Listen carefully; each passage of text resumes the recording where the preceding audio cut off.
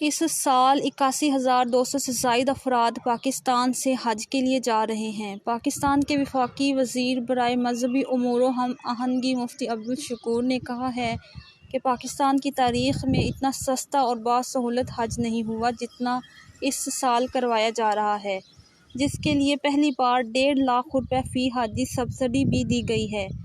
اسلام آباد میں اردو نیوز کے ساتھ ایک خصوصی انٹرویو میں وفاقی وزیر کا کہنا تھا کہ گزشتہ حکومت کے طے کردہ معاہدوں اور ریٹس کے تحت حج 9,49,000 روپے میں ہوتا تھا، مگر ان کی کوششوں اور حکومت کی سبسڈی نے اسے کم کر کے 6,64,000 کا کر دیا ہے۔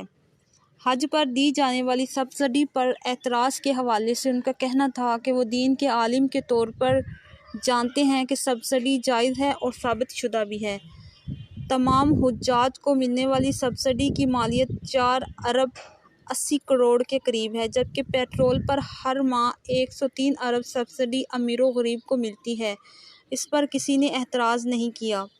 یاد رہے کہ اس سال 81,200 سے زائد افراد پاکستان سے حج کے لیے جا رہے ہیں، جن میں سے 32,000 سے زائد سرکاری اسکیم کے تحت حج کریں گے، جبکہ باقی افراد پرائیویٹ اسکیم کے تحت حج کریں گے۔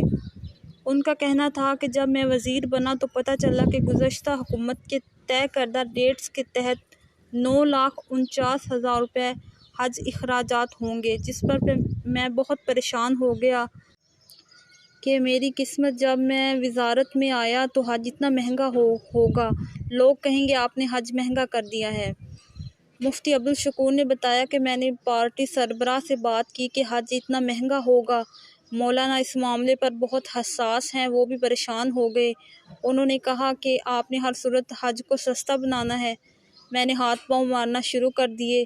وزیر مذہبی امور کا کہنا تھا کہ وہ مکہ اور مدینہ منورہ گئے اور ٹیم کے ساتھ مل کر اخراجات کم کیے اور باقی سب کام جو پہلی حکومت نے کیے تھے وہ ختم کیے، جبکہ پرانے ریٹ سے مکہ اور مدینہ میں کمی کروائی۔